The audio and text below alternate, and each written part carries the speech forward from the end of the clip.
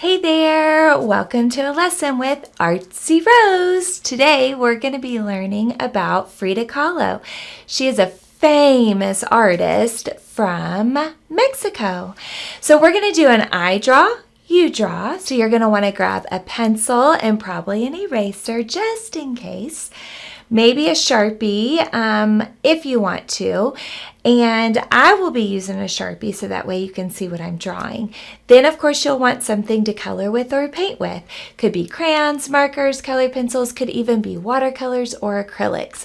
This could be done on canvas or paper. I will say if you're painting, you'll want to grab something that's a little thicker. So I am going to start with her basic face shape. So it's going to be a U shape. My paper is vertical. She has a lot of self-portraits where her hair is up and she has some flowers going on. So I am going to leave plenty of room for her updo hairstyle, which means that her face is going to be a little lower. Most humans have pretty much like a U shape face, right? Sometimes it's a little pointier, sometimes it's a little more square, but it's that same basic shape. Now, our necks as humans are not straight poles coming out of our bodies. They go down, but then they curve into our shoulders, right? So we're going to do down, curve, shoulder. Same thing on this side, down, curve, shoulder, okay? Now from here, we're going to give her some ears. Now I know that's not your typical ear shape, okay? Now Frida, like I said earlier, is going to have an updo today. So I am going to draw, I'm going to find about the middle of her face, and I am going to draw a little bit of a curve and a little bit of a curve, just like that. Now I need to go ahead and connect all of those lines together. I am going to bring her hair out and up, out and up, and I'm going to leave it alone for a minute. I know that looks silly, but I'm going to leave it alone for a minute, okay? Now from here, we know that her eyes are going to be about in the middle. And I'm going to make her eyes a football shape. So it looks like a frowny face first, and then a curve. Now the trick is trying to get the eyes the same shape. Do not draw hard. Press very soft, so that way, if you mess up, you can use an eraser, right? And then we do another curve to connect. Oops. Okay, we need a curve line inside and a curve line and a curve line and a curve line. And then we need her pupils. That's the part she can see out of, just like that. Okay, and we'll want to do a little shine in the eyes, just like that. Next, we're going to add some eyelashes or curved lines and some little short ones on the bottom. All right, now her nose, we're going to keep it simple today. Normally, I would want my students to do a more realistic nose, but we're just going to keep it simple and draw a little nostril right there. For her lips, well, first let's do a smile. And then for her lips, we're going to do a little bit of a curve like that. And then a little curve right there. Okay? Now from here, we are going to do her famous eyebrows. Kind of curve like that. And then we'll connect. And why not jazz her up a little bit, and let's give her a pearl or a beaded necklace and curve it back so it looks like it's going back around her neck. Okay? Now up here, remember we talked about how we were going to give her some flowers. So that's why I did not finish that line earlier, so that we could give her some pretty flowers in her hair.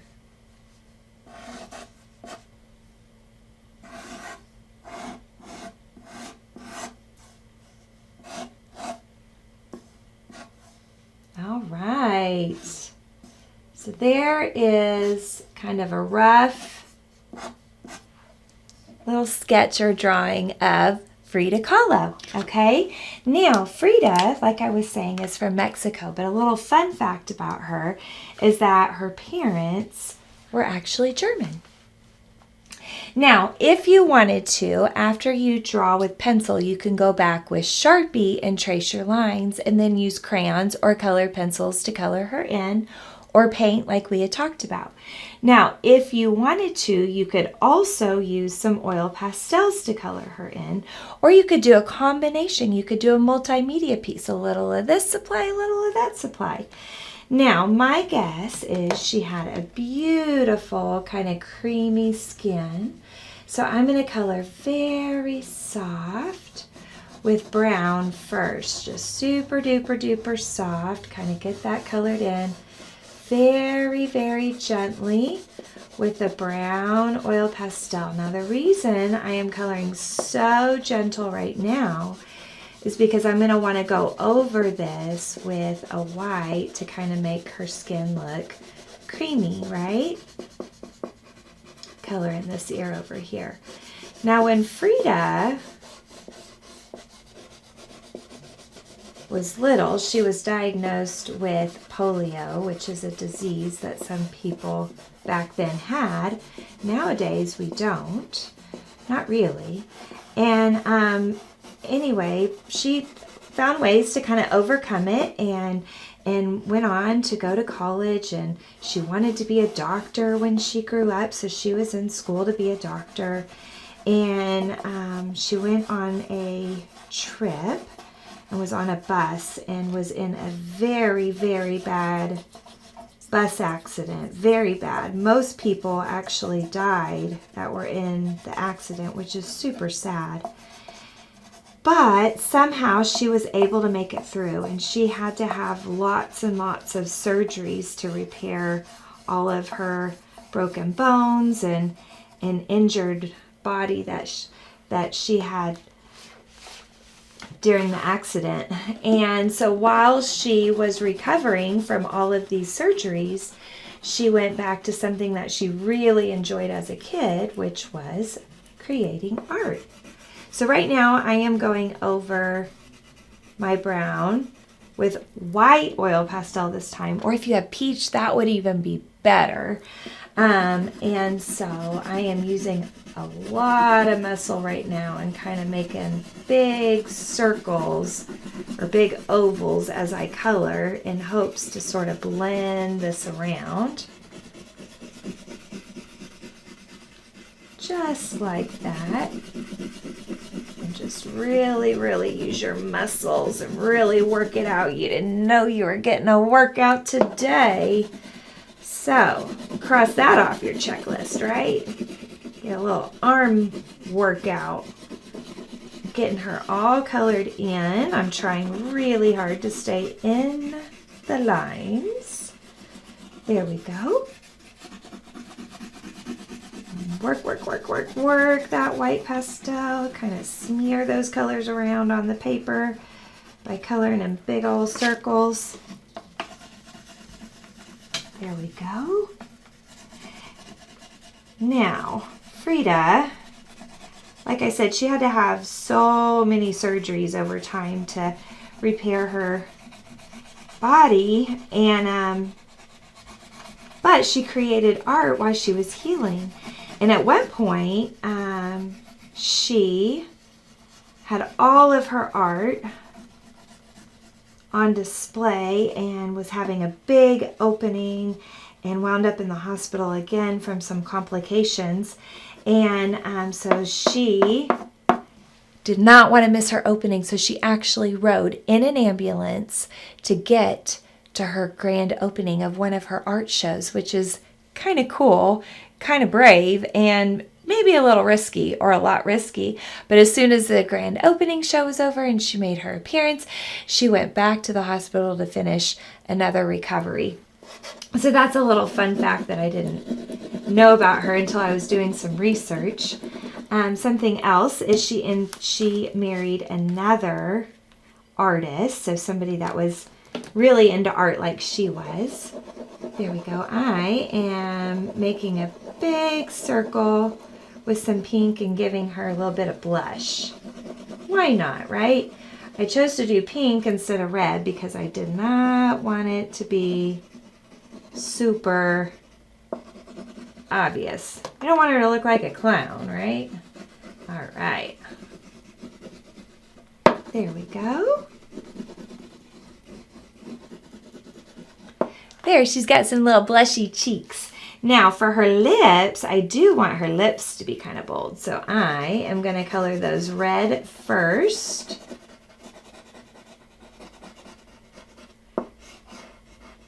And this will only work if you're using pastels. I can take my white pastel again and go over the red on her lips, and now it looks like a deep pink right in there. There we go. And for her necklace, it could be a white pearl necklace. It could be pretty blue beads. It's really whatever you want for her. You could even do all different colors. Like I could do all different color beads to kind of match what's going on in her necklace, or we could just keep them all the same. I mean, in her headpiece, or we can just keep them all the same. So I'll get these all colored in. There we go. So Frida was considered a surrealist artist. So she would take real things and put an imaginary twist on them. So that's what surrealism is. I think sometimes kids like to have surreal imaginations, take real things, but put their own twist on them. So that's kind of a fun concept that she was all about, was surrealism. She was a surrealist artist.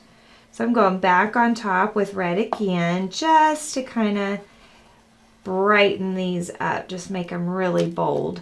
Then if you wanted to, you could take the white and push real hard, and I'm not coloring, I'm just drawing a curved line so it looks like a little shine. So I'm making like a C on the edge of the beads. Now Frida's eyes were brown, so we are going to put some brown in her eyes. And I'm going to kind of push hard with this brown so it looks really bold. To be careful though not to color the little shine I put in her eye or her pupil, or to get out of the lines. So we'll get these all colored in, just like this. Okay. Now I'm going to take, actually I'm going to say black for last. Sometimes if you do black now and then I do some more coloring, I could smudge into the black and get that black where I don't want it. So I'll save black for later. I did drop my white oil pastel. Oopsies. So I'm going to get back to coloring. This time let's color in her flowers. This is a red orange, and I'm going to use some muscle again. I want these flowers to be really bold, right? No white spots. So I'm coloring really bold, and maybe this one might be red orange too. And maybe we'll do one over here just to create some balance. The way we are drawing Frida, she has symmetrical balance. She is the same or similar on both sides. Oh, I might do a big, bold pink flower. One thing about Hispanic style art is that there is a lot of bold colors, real intense, and a lot of it was kind of happy. But I will say that Frida put a lot of emotion into her art. It was like her therapy for getting through life with all of her medical issues that she had. She had to find something that made her happy, and so art really made her happy. And hopefully art makes you guys happy too. It's kind of a nice release. We get to just forget about what's going on in the world, and we get to kind of get in our own world, get in our own head, our own imaginations, and create from there. So why not make some blue flowers? And of course, if you didn't want to do flowers like mine, you could have totally have done actual like flower shapes, like with the whole petal and everything. I just really love doing these circular type flower designs. Put some blue over here. Remember, we're trying to create some symmetry or balance. And I might have some bright yellow flowers. So these are Crayola oil pastels. I love Crayola oil pastels. They just color so nice. They're thick, so they're easier for little hands to hold. And they're very cost efficient. So that's another really nice perk about them.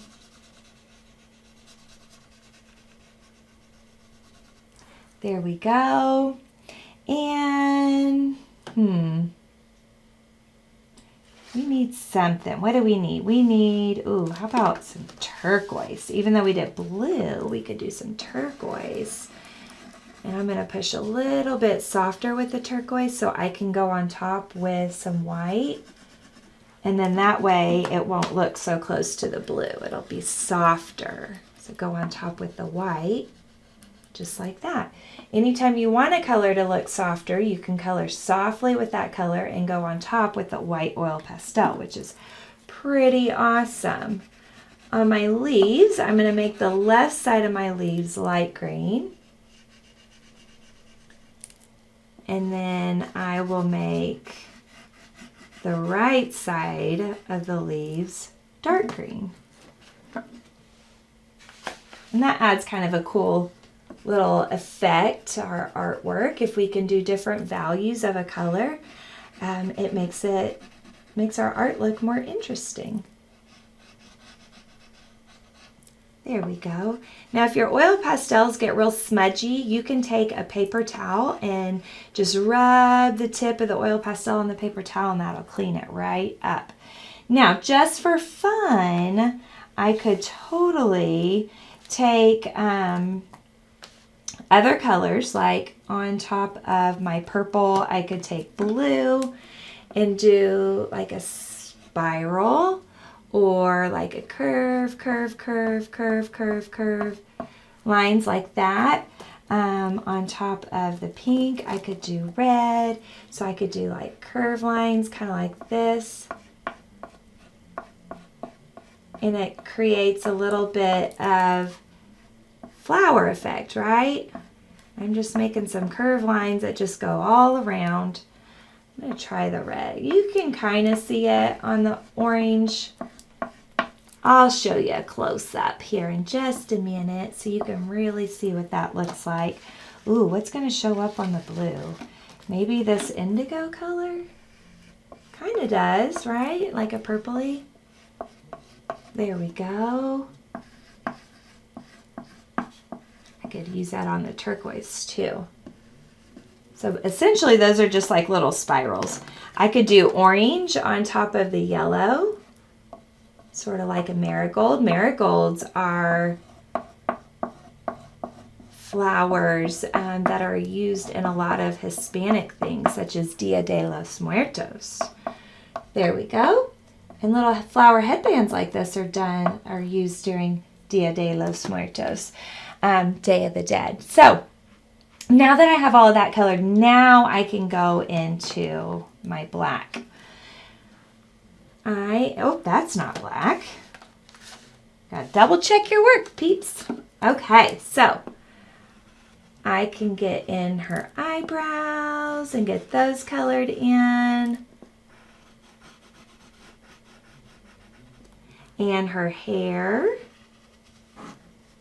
She had real dark hair.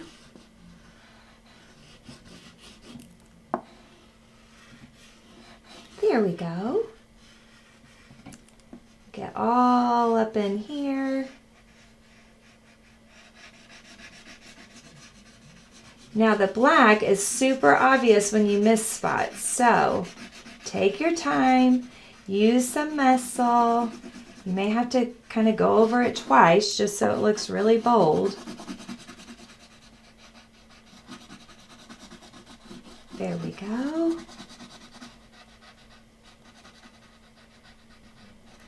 Now once we get the black done on her hair, I'm slowing down by all these things I drew because I don't want to accidentally color on top of them.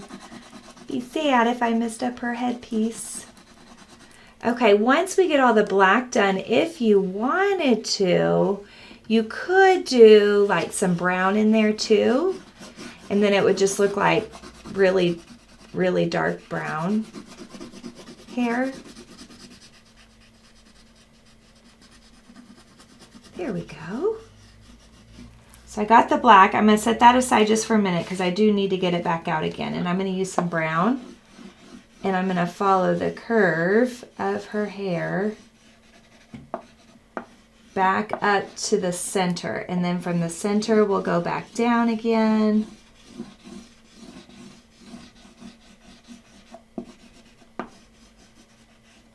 Just like that. There. Okay, now let's finish out her face just to bring all these lines back out. So if you're doing oil pastel, there was really no point to do Sharpie at the beginning just because oil pastel covers up the Sharpie so much.